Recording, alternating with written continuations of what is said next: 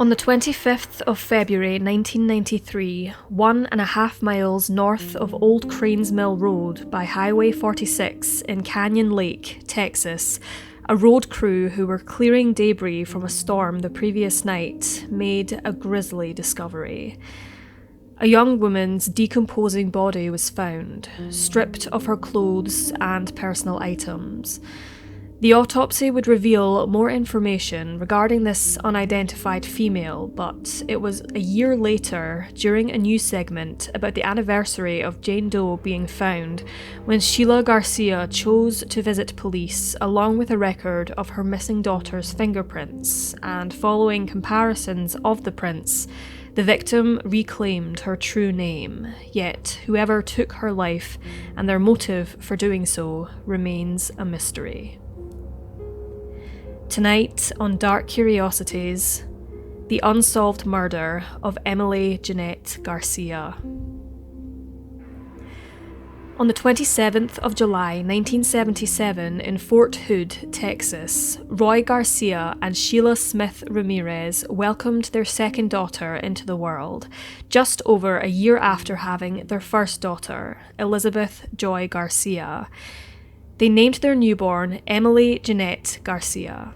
It is described that in her early years, Emily was of a moody personality. However, she loved being in the presence of others and had been close to her sister Elizabeth. Yet, as they grew up, their relationship became rather distant and remained that way up until Emily's disappearance. In the new year of 1993, whilst living in San Antonio, Texas, Sheila Garcia was surprised to be told by Elizabeth and 15-year-old Emily that they were both pregnant. Despite being less than pleased about this news, Sheila encouraged her daughters to attend checkups at the hospital just to confirm whether or not they were expectant mothers. Even though it is said at the time Emily was 3 months pregnant, the Garcia family said that she was further along in her pregnancy. She knew the gender of her child and had already chosen the name Emilio for her baby boy. On the 12th of February, Sheila dropped off Emily by a bus stop on her way to work. This was the last time Sheila saw her daughter alive. She had been missing for 13 days when her nude body was discovered in Canyon Lake. Police determined that she had been abducted, raped, and asphyxiated, and had died approximately 8 to 10 hours before her body was found.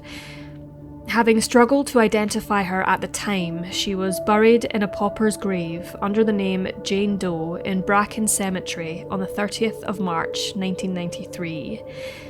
The link between Emily's disappearance and Jane Doe was never made by police, and as previously stated, it took a whole year to make the connection that the body belonged to Emily Garcia. Her body was exhumed and reburied under her birth name in a cemetery in Somerset, Texas. Sheila Smith Ramirez said that she had received the original death certificate on the 9th of September 2003. However, instead of being named as Jane Doe, written in the name box was not applicable. Emily was also listed as being of Caucasian descent, however, she was actually of Hispanic origin. But it is disputed that it could have been extremely difficult for investigators to determine her ethnicity, considering the condition of the body when it was found. The cause of death was strangulation. However, various media outlets reported that she had been sexually abused and could possibly have been murdered before being tied up. There have never been any indications as to who killed Emily. No description of any suspects have ever been made available, and the Garcia family continue to fight for answers in order to get justice for Emily and her unborn child. The case remains open, yet the trail seems to have gone cold. It is theorised that Emily was the victim of a random attack by a stranger, but others suggest her murderer may have been someone she knew.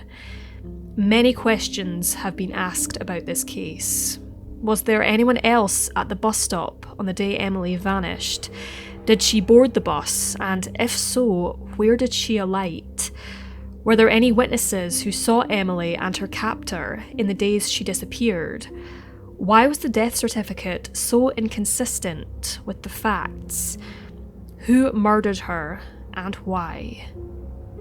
Sadly, as the years pass and with very little information, it becomes less likely that the case will be solved.